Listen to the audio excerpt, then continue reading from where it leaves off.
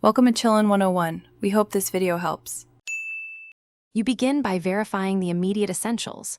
Make sure speakers or headphones are powered, plugged into the correct jack or USB, and set as default playback device.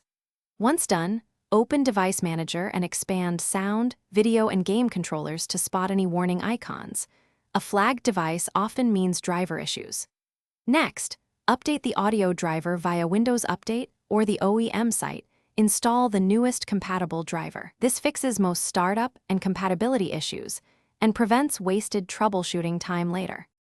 Once drivers are updated, you move into configuration. Right-click the speaker icon and open Sound Settings to select the correct output device as default, then open Device Properties and Additional Device Properties. In the Playback tab, test different default formats and disable audio enhancements because enhancements can conflict with drivers. Make sure levels and balance are set correctly. If sound still fails, run the built-in Troubleshoot Sound Problems tool. Record any error codes or messages, because they point to whether the issue is driver, service. To finish, ensure Windows Audio and Windows Audio Endpoint Builder services are running and set to automatic.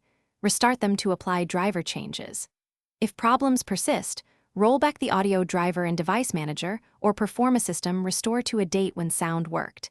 This reverts recent changes safely. Reboot and retest.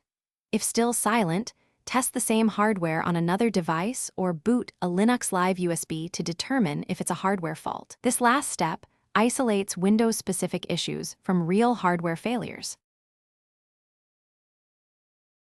Thanks for watching. Consider subscribing if we helped you.